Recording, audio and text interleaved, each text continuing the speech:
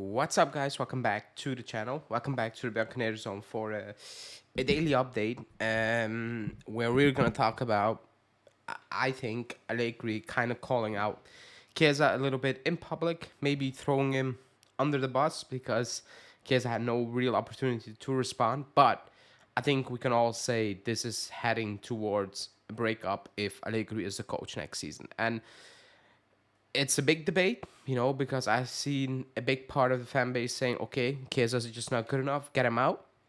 And you have a big part of the fan base saying, it's all Allegri move because we want to keep Chiesa. Now, I will have my opinion.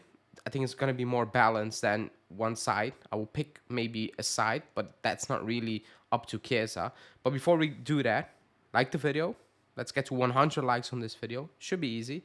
So hit the like button now. Subscribe to the channel. We're getting close to 5K. And hit that bell notification before we jump into the news.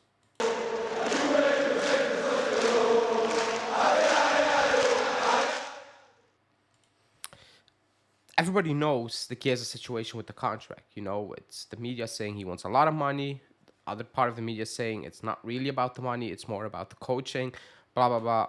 All, the different stories. We don't really know for sure what is true. We can only have an opinion. However, I think Allegri made it very clear now what part of the news you should be leaning more towards compared to the other part of the news. Now, I will read out first a comment, because he was asked about Chiesa, who didn't had a good game against Frosinone, didn't had a good game at all, as going through a bad period.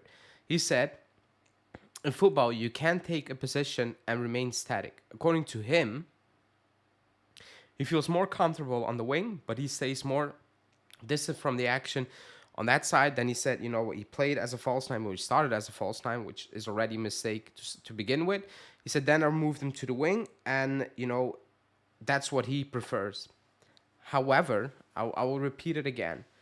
Playing on the left or as a winger in a 3-5-2 is not the same in a natural winger system. It's just not the same. It's as simple as that. I'm not going to go into details because it's not a tactical show.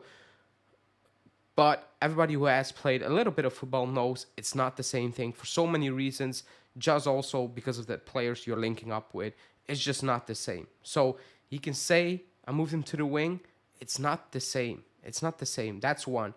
Two, in the Frosinone game, 20 minutes in the game, Chiesa had 4 touches. 4 touches. And that was not because of his fault. It wasn't. We were struggling to move the ball on the left-hand side. Actually, we've been struggling to do that all season. With Kostic, most danger comes from the right-hand side where McKennie plays. That's just what it is at this moment in time. That's a fact as well.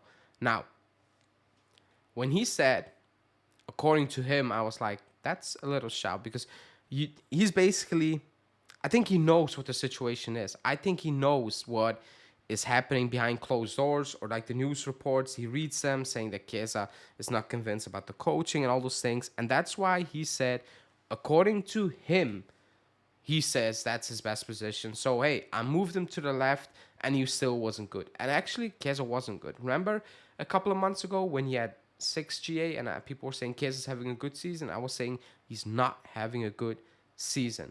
It's not. You can get and you should be getting more out of Chiesa. Now, he himself is not playing well. He's forcing things way too much.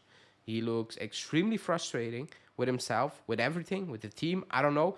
It feels a bit like Vlahovic a period ago, until he flipped that switch in his head, and now he is your most important player at this moment in time. Like, he is actually winning you, or like he's winning you games, for a couple of weeks now. But he looks very frustrated on the pitch. Now, the big question is, should we move on from Chiesa? In an ideal world, you want to keep a player like Chiesa.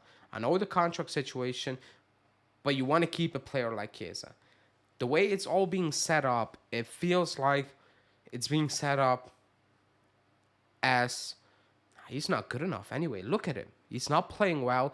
We need to sell him. That's how it's been set up. Now, if I need to pick between the coach or the player, in this case, my answer is very clear. But that has nothing to do with the Chiesa situation. when I talk about Allegri. I talk about the big picture, 3 years in, because Chiesa hasn't been playing well ever since he joined. And I know we got the injury long period, but ever since he came back, he was poor. And before the injury, he was also extremely poor. I think people forget that. He had a good season. When Allegri came in, before that injury, the first couple of months, he was really poor as well. He was. So in an ideal world, I'll keep Chiesa because I'm not sure how we're going to replace him. People can say Yildiz, but you lose a good player. He's not playing well now. I know that. But how many people do actually believe Chiesa is a crap player?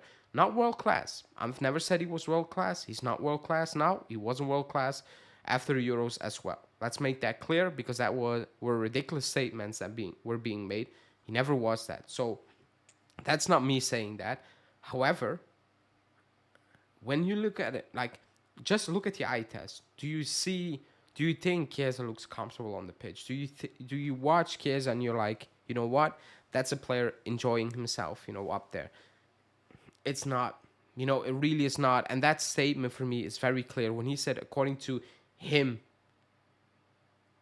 he kind of threw him under the bus, because a couple of minutes ago he said, I moved him to the wing and he started as a false nine and still he was not really good enough, That felt like, hey, he said he wants to play on him on the wing. He wants to play on the wing, excuse me. I played him on the wing and he's still not good enough. So, hey, don't look at me, look at Chiesa. That's how it came across, in my opinion. And that was weird because usually Allegri is very reserved with these things. What I don't like is, like, I'm okay with him, quote unquote, calling out players in open, in the media, whatever.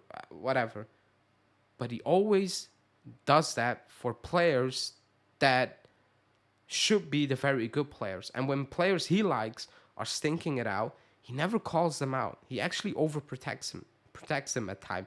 That I absolutely dislike. Now, when Yildiz came on for Chiesa, I said he's also struggling. And that was not a shot at Yildiz. Because I don't think Yildiz, when he came on, he had a terrible game. But he looked confused. He looked confused. Not everything was coming off. He was trying all good and well, but it didn't look natural. Just the eye test. Look at the eye test. It didn't feel good. It didn't feel natural. It didn't feel like, okay, this is a player or players who know what they really are doing. Because that game, we shouldn't have not won that game. We got lucky, again, to win that game. We shouldn't be struggling against these side. But this is going towards a breakup. If Allegri says he is gone, 99% chance that he's gone. We kind of can say that for so many reasons. One, I don't think he wants to be here. Two, the contract situation at the club needs to take a decision, money wise and all those things. So it comes good for the club. Like, it's a good scenario, quote unquote.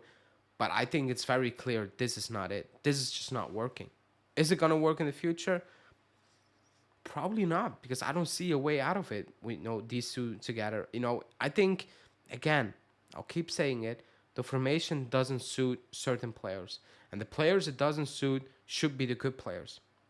McKennie, for example, when I talk about McKennie, people are like, oh, you hate McKennie. I don't hate McKennie. I've said it, I don't know, 1,000 times. In an ideal world, he will be a very good squad player. And when he's close to the box and around the box, that's where I absolutely love McKennie. When he plays deeper and he needs to try build up play, I cannot watch McKennie. And that's not because I hate him. It's just he's a very limited player in that area of the pitch. That's all I've said about McKennie. But he's playing well now, and actually was brilliant again. But closer to goal, I like McKennie. I really do. That could still work even if you switch formation. So I'm not really sure why he refuses to switch formation. Too much has been made. Oh, we don't have left backs and right backs. We are not good at the back anyway. We are leaking goals anyway against bad sides. Do you think we will leak more goals or we look worse because we don't have good, quote unquote, left backs and full backs? We have good enough fullbacks to give it a go against these teams. But he's not doing that, and we need to accept that at this moment in time. And I think Chiesa has accepted that if Allegri's going to stay, it's better for everyone, for Allegri, for Chiesa, and for ourselves financially to move on at this point. Now, if Chiesa doesn't stays, that means, in my opinion, that Allegri's gone. Still time to unpack everything, I guess, but at this moment in time, I think we all know where towards which way, excuse me, this is heading, and it's not heading to a long-term future or something drastically need to change. But I think this quote was very significant. But let me know in the comments. So quickly to recap, I don't put the full blame on Allegri, but Chiesa needs to do better in such situations. However, in the grand scheme of things, I've said it so many times, I like Chiesa in a certain formation, in a certain setup. And other than that, I'm also not the biggest fan of Chiesa because I know what Chiesa is. I don't go overboard, but I know when he can do damage. And it's not like this. It's just not going to happen. So let me know in the comments what you think. Like the video. 100 is the goal. Subscribe to the channel. And I will see you guys later tonight. Ciao.